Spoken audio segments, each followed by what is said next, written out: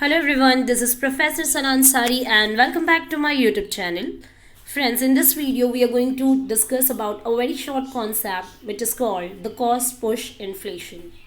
See friends, we already discussed about the inflation. See, basically I can say the inflation is nothing but the महंगाई.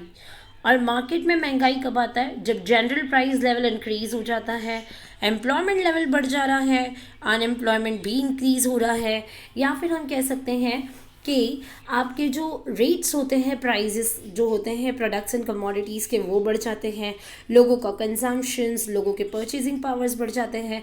But इससे क्या होता है ना, equality maintain नहीं हो पाता है, बिकॉज सारी चीज़ों का प्राइजेस का बढ़ जाना it will be good for the richest. जो रिच लोग हैं उन लोगों के लिए अच्छी बात है, but what about the poor people? So इससे इक्वालिटी नहीं मेंटेन होता है. ये जो है थोड़ा सा डिसबैलेंस कर देता है हमारी इकोनॉमी को. और बेसिकली जो भी जनरल प्राइस लेवल इंक्रीज होता है ना, उसकी वजह से मार्केट में आ जाता है inflation. So this is nothing but what we call the महंगाई in the market.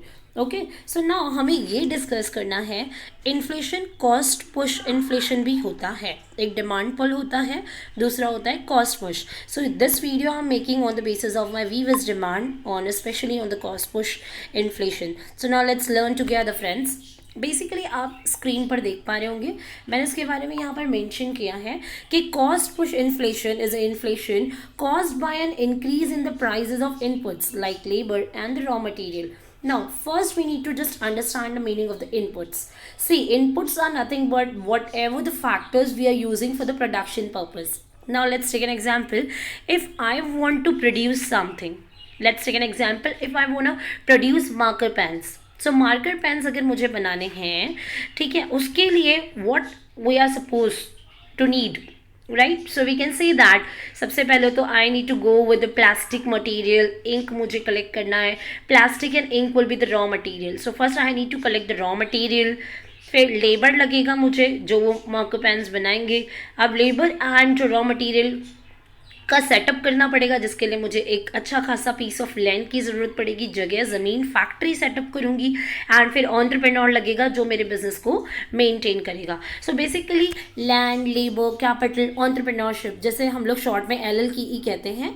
Land, labour, capital and entrepreneur आपको लगेगा, क्योंकि भाई बिजनेस चालू कर रहे हैं तो पैसा भी लगेगा, कैपिटल लगेगा. राइट, सो ये सारी चीज़ें हो जाती इनपुट, मतलब गुड्स को बनाने के लिए आपको जो जो चीज़ों की ज़रूरत होती है फ्रेंड्स, इन्हें हम कहते हैं इनपुट. सो इनपुट लाइक लेबर हो गया, मजदूर लगेंगे, रॉ मटेरियल.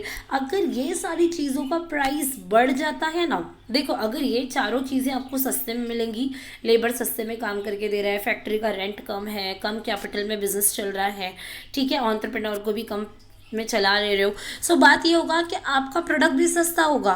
लेकिन अगर इनपुट्स की प्राइजेस बढ़ जाते हैं ना, सो आपके प्रोडक्ट का भी प्राइस बढ़ जाएगा. इससे ओवरऑल आपका कॉस्ट क्या हो जाएगा, बढ़ जाएगा. सो कॉस्ट बढ़, आपके जो फैक्टर्स ऑफ प्रोडक्शन है which is called labour and raw materials, अगर इनके प्राइजेस बढ़ गए सो ऑटोमेटिकली इन्फ्लेशन आएगा. और रॉ मटेरियल्स और इनपुट के प्राइसेस बढ़ने की वजह से जो इन्फ्लेशन आता है मार्केट में, उसे हम कहते हैं कॉस्ट पुश इन्फ्लेशन.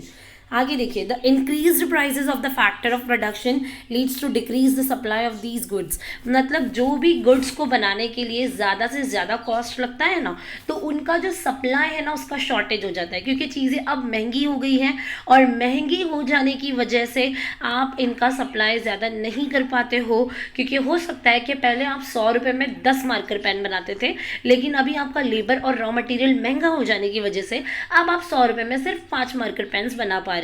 सो भाई जब आपने 5 मार्कर पेन्स बनाया तो आप सप्लाई भी 5 ही मार्कर पेन्स का कर पाओगे. And supply is totally based on the demand. So भाई जब चीज़ें महंगी हो जाएंगी सो ऑटोमेटिकली कस्टमर्स भी आपके प्रोडक्ट का डिमांड थोड़ा बंद कर देगा, क्योंकि कस्टमर स्विच ऑन कर देगा, क्योंकि उनको दूसरा प्रोडक्ट अवेलेबल मिल सकता है, आपके प्रोडक्ट से रिलेटेड कोई सब्सटीट्यूट मिल सकता है. तो इससे डिमांड कम हो जाएगा, सप्लाई का शॉर्टेज यहाँ से भी हो सकता है.